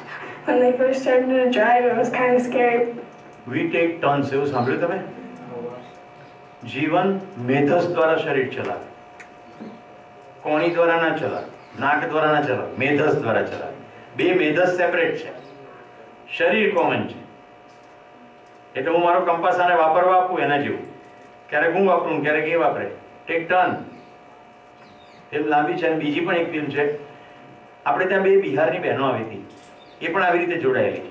એનો ગુજરાત સમાચારમાં interview છપાયો હતો, બહુ interesting હતો. એનો જે manager હતો એ બધે એનો શો કરવા જાય, એટલે પાંડવો બાંધે અને એમ કે ભાઈ દુનિયા કા અજીબા આમ તેમ, અને પેલી છોકરીઓ એ મૂવમેન્ટ કરે, ઉપરથી જોડાયેલી નીચેથી શરીર એ ખેલના પૈસા લે. એ ઇન્ટરવ્યુમાં પેલી બહેનો એકને શાહરૂખ ખાન ગમે અને એકને જૂનો કલાકાર દિલીપ કુમાર ગમે, એકને ડિસ્કો મ્યુઝિક ગમે અને એકને ક્લાસિકલ મ્યુઝિક ગમે. હવે મોસ્ટ ઇન્ટરેસ્ટિંગ વસ્તુ, બેમાંથી એક એના શોનો મેનેજર કરનારના પ્રેમમાં પડી છે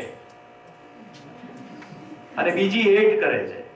ઉપર જ આટલું જુદું છે, નીચે શરીર તો એક છે. એક પ્રેમ કરે છે ને બીજી પ્રેમ નથી કરતી. તો લગ્ન થાય તો એકને હનીમૂન ને બીજીને રેપ.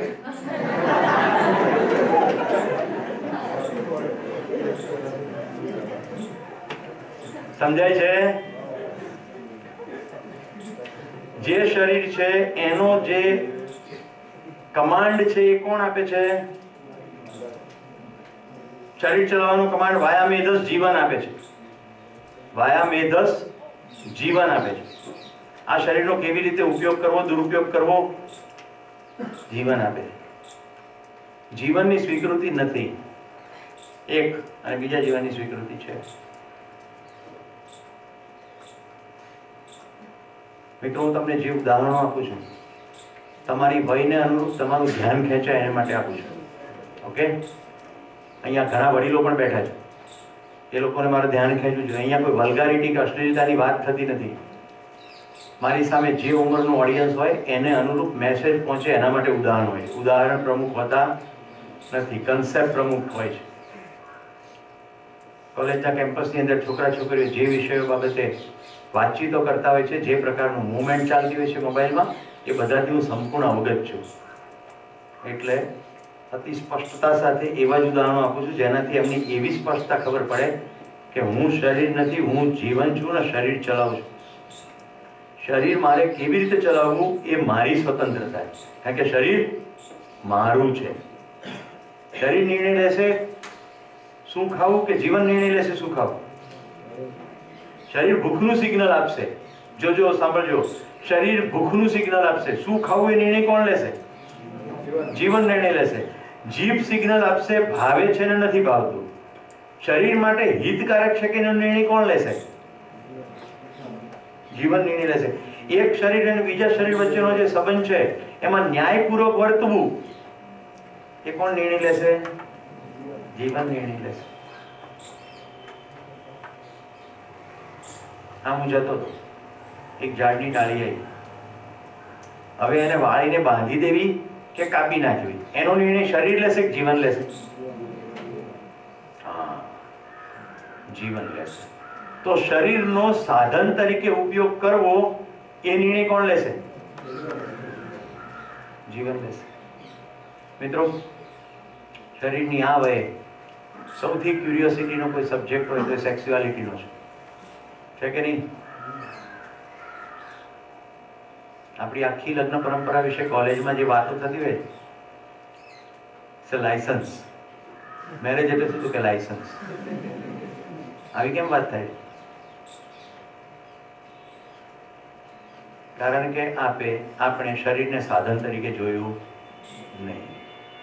શરીર એક સાધન છે અને એ સાધનને સ્વસ્થ રાખવું, શરીરથી હું અલગ એક વાસ્તવિકતા છું તેમ જોવું, અને એ સાધનનો મારી પોતાની ઈચ્છા મુજબ ઉપયોગ કરવો અને મારી ઈચ્છામાં અસ્તિત્વગત વાસ્તવિકતા પડી હોય તો કોઈનું શોષણ થશે? કરી શકાશે? મિત્રો, તમને જાણીને આશ્ચર્ય થશે, આદિવાસી સભ્યતામાં રેપ જેવી કોઈ ઘટના નથી ઘટતી. એસએનડ્યુટી વિમન યુનિવર્સિટીનો સ્ટડી છે, બસ્તર છત્તીસગઢના ઇન્ટિરિયરની અંદર જ્યાં સ્ત્રીઓ સંપૂર્ણ નગ્નાવસ્થામાં રહે છે, રહેતી હતી, હવે તો કપડાં પહેરવા માંડ્યા છે, ત્યાં કોઈ રેપ નથી, બળાત્કાર નથી. આ વિમેન યુનિવર્સિટીએ કરેલો સ્ટડી.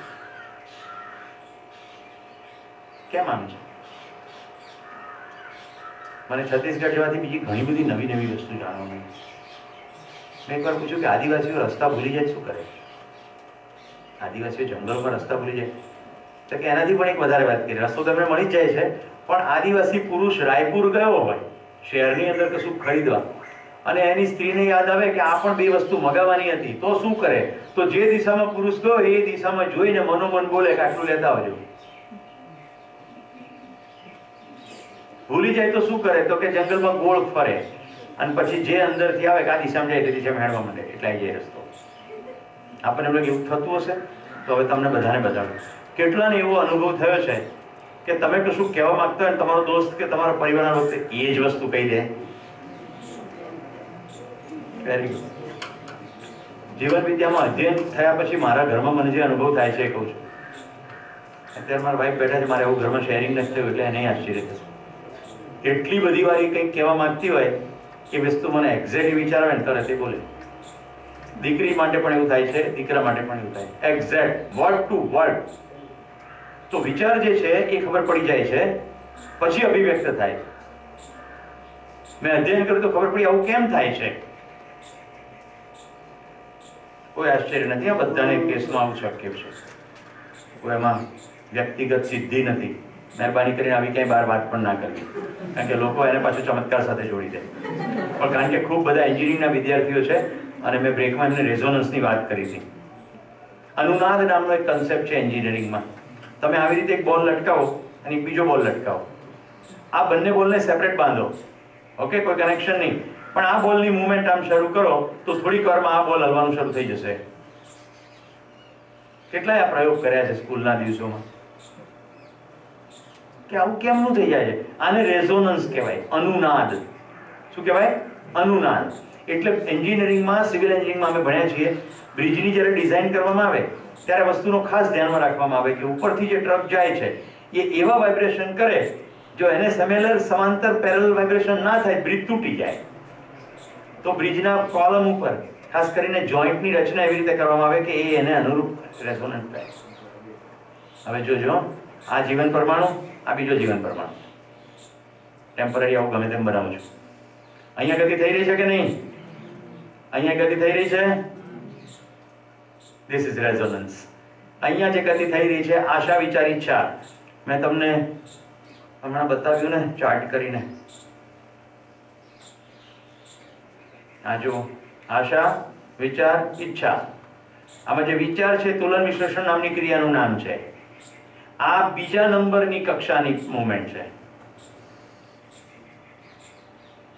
બહાર જુઓ, મન બીજા નંબરની કક્ષામાં, વિચાર ક્યાં લખ્યો છે? અચ્છા, આમાં લખ્યો નથી, પણ બીજા નંબરની કક્ષા છે ત્યાં વિચાર છે, જેને આપણે બહુ કોમનલી વિચાર મને આવ્યો ને વિચાર ગયો ને. જ્યારે તમે શાંત અવસ્થામાં હો છો, જ્યારે તમે કોઈની સાથે લાગણીથી જોડાઓ છો, જ્યારે તમે અસ્તિત્વગત નિયમ અનુસાર હિત ઈચ્છો છો, સર્વે ભવંતુ સુખીનઃ ના ભાવમાં જીવો છો, અસ્તિત્વગત સચ્ચાઈ પ્રમાણે વર્તવાનો નિર્ણય લઈ ચૂક્યા છો, તો અસ્તિત્વગત તમામ નિયમો પ્રમાણે તમારું અંદર ઘટનાઓ ઘટવા લાગે. એટલે ખબર પડી જાય છે. ખબર પડી જવી એ કોઈ ચમત્કાર બધા માટે આ શક્ય છે. શાંત થવાનું છે. સદીઓથી આપણે ત્યાં કહ્યું ઓમ શાંતિ શાંતિ શાંતિ. આપણે શું સમજ્યા? 3 વાર શાંતિ બોલવાના લીલભાઈ એટલે શાંતિ થઈ જાય. પછી આવી રીતે ઓમ શાંતિ શાંતિ શાંતિ. અનિલભાઈ બેટરી લાવો ને યાર.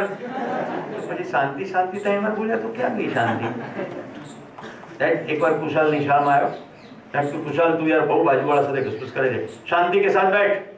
तो कि सर आज शांति क्लास में नहीं आई, आज वो छुट्टी पे है.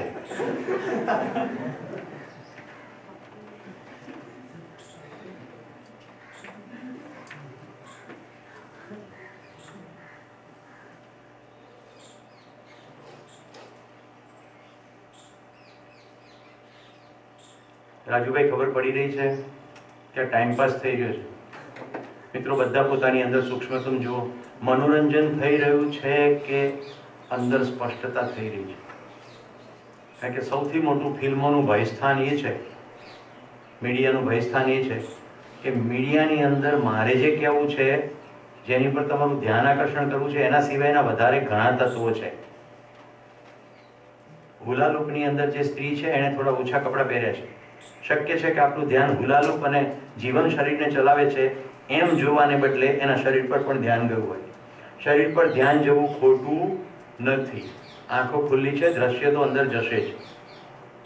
જેમ આંખો ખુલ્લી છે, ઘડિયાળનું ચિત્ર તો અંદર જશે, પણ જે જોવું છે એ જ જોશું. જીવનની સ્વીકૃતિ સમય જોવાની છે, એટલે ઘડિયાળનું આખું ચિત્ર ગયા પછી પણ ઘડિયાળ. આઈ થિંક આપણી વચ્ચે 2 ડોક્ટર્સ છે, એ આ વાતને બહુ સારી રીતે વેલિડેટ કરી શકશે. એમને ખૂબ શરીરો સાથે કામ પાડવાનું હોય છે, રાઈટ ડૉક્ટર? એ લોકો શરીરને સંપૂર્ણ નગ્નાવસ્થામાં જોવે છતાં એ લોકો ડિઝીઝ, સર્જરી, જે તે ઓર્ગનની હેલ્થ ઉપર એમનું ધ્યાન છે, એટલે બીજી કોઈ વસ્તુ તરફ એમનું ધ્યાન ખેંચાતું નથી. અમે રાઈટ?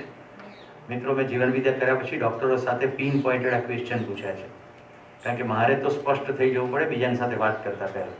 મને અંદર ચોખવટ હોવી જોઈએ કે આવું થાય છે કેમ.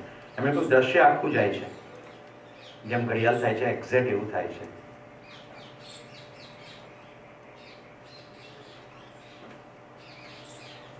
ઓકે, તો બધા દોસ્તોને આમંત્રણ છે. કોલેજની અંદર સાથી મિત્રોને જુઓ ત્યારે એ જીવન છે, એક માનવ છે, એને પુરુષ કે સ્ત્રીનું શરીર છે, એની અસીમ ક્ષમતા છે, એની તરફ ધ્યાન જાય. હવે જે આપણે ચાર્ટ બનાવ્યો છે જુઓ, સોરી, કારણ કે આપણો હવે ક્ષય નથી, કોઈ ભૌતિક રાસાયણિક ક્રિયા થતી નથી, એટલે આપણે અસીમ બલ અને અસીમ શક્તિ સંપન્ન છીએ. અસીમ બલ, અસીમ શક્તિ. તમે કોઈનું પ્રૂફ આપો? ઘરડા થવાથી વિચારની પ્રક્રિયામાં કંઈક ફરક પડે જ ખરો? ઉંમર વધતી જાય તેમ તેમ વિચાર ઘટી જાય જેવું થાય છે. માણસ સાવ 80 વર્ષે પહોંચ્યો હોય ને તો ચાવી છોડે નહીં. મારા એક મિત્ર છે, ઈસરોમાં બહુ મોટા પ્રોજેક્ટ હેડ છે. એના પિતાશ્રી મને ઘરે મળવા ગયા ને તે એક ડબ્બો રાખેલો, એમાંથી ડબ્બામાંથી સુખડી કાઢી. તમે મને મિત્રને પૂછ્યું કે આ શું કરે છે? તો કે પોતાનો સુખડી ડબ્બો જુદો રાખે છે. 80 વર્ષની વયે સુખડીનો ડબ્બો જુદો રાખે છે. કેટલાય લોકો પોતાની સંપત્તિ છોડતા નથી. અહીંયા જેના કુટુંબમાં સંપત્તિના પ્રશ્નો હોય, ધ્યાનથી સાંભળજો. તમને જો ખબર પડી ગઈ કે સંપત્તિ તમારા સુખમાં ટીપું વધારે નહીં કરી શકે તો ગ્રીપ છોડી દો. જેની ગ્રીપ છે એ એનું જોશે. સંપત્તિની તાકાત નથી સુખનો પ્રદેશ ટચ પણ કરી શકે. તો ઉંમર વધવાની સાથે કઈ સમજણ વધે એવું થતું નથી, પણ અસીમ બલ શક્તિ સંપન્નતા છે. આ શરીરની વાત નથી થઈ રહી, અહીંયા બધી જ જીવનની વાત થઈ રહી. તો મનોબલ અસીમ છે, વૃત્તિબલ અસીમ છે, ચિત્ત બલ અસીમ છે, બુદ્ધિબલ અસીમ છે, આત્મબલ પણ અસીમ છે. એ જ રીતે શક્તિ, આશા શક્તિ, વિચાર શક્તિ, ઈચ્છા શક્તિ, પ્રજ્ઞા શક્તિ, પ્રમાણિક શક્તિ, બધી જ શક્તિઓ અસીમ છે. હવે મુદ્દો ખાલી એટલો જ છે કે સાડાચાર ક્રિયામાં આ અક્ષય બલ શક્તિ સંપન્નતાનું ફોકસ શરીરલક્ષી સંવેદનાની તૃપ્તિ માટે સુવિધાઓ ભેગી કરવા તરફ છે. પશ્ચિમની આખી ભોગવાદી સભ્યતા શરીરલક્ષી છે. શરીરની સંવેદનાઓમાં સુખ શોધવાના પ્રયત્ન અંતર્ગત શરીર સાથેની તમામ પ્રકારની વિકૃતિઓનો ત્યાં જન્મ થયો છે. એટલેથી તૃપ્ત નહીં થયા તો તમામ પ્રકારનો એડવેન્ચર સ્પોર્ટ્સ કર્યું છે. શરીરમાં કોઈ પણ રીતે એડ્રિનલ ગ્રંથિનું સિક્રેશન વધે, એડ્રિનલની કિક લાગે, એટલી ઓછી પડે તો એલએસડી, ડ્રગ, અફીમ, મેરિજુઆના કોઈ પણ રીતે પ્રયત્ન તો નિરંતર સુખી થવાનો જ છે. કારણ કે ત્યાં દરવાજા બંધ કરી દીધા છે કે શરીરથી અલગ કોઈ વાસ્તવિકતા હોય. આપણે પૂર્વવાળા એટલા સદભાગી છીએ કે આપણે ત્યાં આ વિષય પહેલે ખૂબ કહેવાયું, પણ પરંપરા નહીં બની એટલે તર્કબદ્ધ રીતે નહીં કહેવાયું. તો મિત્રો હવે જુઓ કઈ રીતે વાતને રજૂ કરી શકાય. અત્યાર સુધી ભયપૂર્વક આ વાત રજૂ કરવામાં આવી છે, પ્રલોભનપૂર્વક રજૂ કરવામાં આવી છે. ભયપૂર્વક અહીંયા સારું કામ કર, નહીં તો તારી મર્યા પછી ગતિ પશુ યોનિમાં થશે. એટલે શરીરથી અલગ કોઈ વાસ્તવિકતાની વાત થઈ ગઈ. તું આત્મા છે, આવતો અવતાર ગધેડાનો આવશે, રાઈટ. પછી આમાં નૈના બાબી એકવાર કથા વાંચતા હતા, 84 લાખ યોનિમાંથી પસાર થયા પછી મનખો મળ્યો છે મોંઘા મૂલનો રે લોલ, વહુ કરે છે આપણા ઘરની વાત, જો આ વહુએ વગોવ્યા મોટા ખોરડા રે લોલ. એક બાજુ તો મનખો મળ્યો છે મોંઘા મૂલનો બોલે, અને બીજું બાજુ બહુના છોતરા કાઢી નાખે છે. સવારમાં તો ઘંટડી વગાડે ને પછી આવડો મોટો ઘંટ લઈને બહુના માથે મારે. આવું થાય છે કે નથી થતું? મિત્રો, મારે સ્પષ્ટપણે કહેવું છે, મારી પરણીને નવી આવેલી પત્નીને મારે માતુશ્રી બપોરે વધુ ભોજન બનાવડાવે, સાંજે ગરમ ભોજન અમારે ખાવાનું થોડું ઠંડુ હેતુપૂર્વક બનાવડાવવામાં આવે, જેથી એને ઠંડુ ખાવાનું. મને ત્યારે જ સટીક કરતી ખબર પડી ગઈ કે આટલી બધી ભક્તિ કરનાર મારી માં મંદિરની સામે તો ઘંટડી વગાડે છે, પણ મારી જીવંત પત્નીમાં એને ભગવાન દેખાતો નથી. આ બધો બકવાસ છે, આવું હોય નહીં. ખાલી વાત તો જોવાની જ છે. જીવન વિદ્યાનો પ્રસ્તાવ જ્યારે આવ્યો ત્યારે હું નાચી ઉઠ્યો મનોમન, એટલા માટે ખબર પડી કે આ તો નથી, આ તો નથી, આ તો નહોતું જ, હવે આવ્યું છે. યસ, આ મને શુદ્ધ તર્ક નીચે ઉતરે કે વ્યવસ્થા છે, વ્યવસ્થા અંતર્ગત બધું છે. કોઈ અગરબત્તી, કોઈ ઘંટડી, કોઈ ટપકા, કોઈ સ્પેસિફિક દેવને માથું નમાવાથી એક પણ પ્રકૃતિનો નિયમ બદલાવાનો નથી. એ એમ જ રહેવાનો છે. માનવનો મહિમા છે કે માનવાને બદલે જાણવાની ક્રિયા કરે.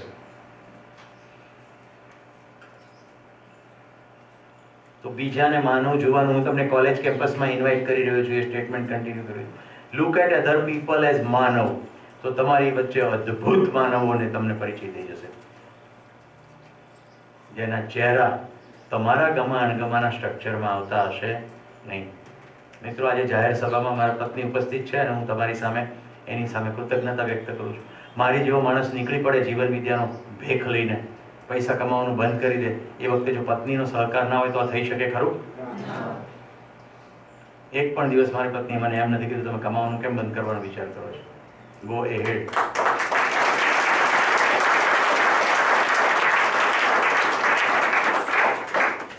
નહીં તો આજે સૌથી મોટી સમસ્યા ઘરમાંથી જ શરૂ થાય. જેનું નામ હોય, પ્રસિદ્ધિ હોય, સારા પૈસા મળતા હોય, સન્માનપૂર્વક મળતા હોય, તો શું કામ છોડી દેવા? અધ્યયન કરવા જાઉં છું, જાઓ. જીવન વિદ્યામાં શિબિરો ક્યાંય થતા હોય, કોઓર્ડિનેશન, સપોર્ટ, જાઓ. ક્યારેય સ્ટોપ નહીં. હવે તમને હું કહીશ તો તમને આશ્ચર્ય થશે કેટલી હદે જીવન વિદ્યાના જ્ઞાનથી ફરક પડે છે. હું જાન્યુઆરીમાં અધ્યયન કરવા ગયો, આ બાજુ મારા સસરાનું અવસાન થયું. મેં તરત મારા શિક્ષકને ત્યાં કહ્યું કે મારે શું કરવું જોઈએ. મને રુચિ અધ્યયનમાં છે, પણ શું કરવું જોઈએ, કારણ કે મને એવું લાગે છે કે મારે જવું જોઈએ. તો એમણે કહ્યું કે ભૈયા આપકી બાત સહી है, પહેલી ફ્લાઇટ પકડો और घर जाओ. મારી પત્નીએ રડતા રડતા મને કહ્યું તમારે આવાથી ફેર નહીં પડે, અધ્યયન કન્ટિન્યુ કરો, હું બધાને સંભાળીશ. નહીં તો કેવું થાય સામાજિક રીતે કે બીજા બધા આવે ને જમાઈ જ નથી આવ્યા. જેવો તેવો ત્યાગ છે. This is understanding. આ પ્રશંસા નથી, ઉદાહરણ છે શું શક્ય બને છે. આટલી બધી મૂર્તિ પૂજામાં વ્યસ્ત મારી માએ 77 વર્ષની ઉંમરે દેહદાન કર્યું, કારણ કે જીવન વિદ્યાના શિબિરમાં આવ્યા, નિરર્થકતાની ખબર પડી ગઈ. જે કર્યું એ કર્યું, યોગ્ય કર્યું અયોગ્ય કર્યું ની અંદર અવાજ થયો હશે, રાઈટ. ઘણી વાર અહમ નડે, માફી માગી લીધી એને મૃત્યુ પહેલા મારા પત્નીની. અને હસતે હસતે શરીરનું દાન કરવાનું રેકોર્ડ કર્યું, સાઇન કરી અને કહેતી ગઈ મારા ગયા પછી ભેગા થઈને પીઝા ખાજો, કોઈ શોખ બનાવશો નહીં. એટલે અમે ઘરમાં બેસવું પણ નહીં રાખ્યું. એકવાર સમજણ પડશે તો નિરર્થક વસ્તુ ગમે તે ઉંમરે છૂટી જશે, પણ સમજ કરવાની કોશિશ કરીએ તો ઉંમર વધવા સાથે સમજણ વધશે નહીં. કોલેજની કોઈ પણ વિદ્યા શાખામાં ભણવાથી સમજણ વધશે નહીં. એટલે એન્જિનિયરિંગ ભણતા હો તો વધુ ડાયા છો એવું બિલકુલ નહીં, અને આર્ટ્સ ભણો છો તો બીજાથી ઓછા છો એવું બિલકુલ નહીં.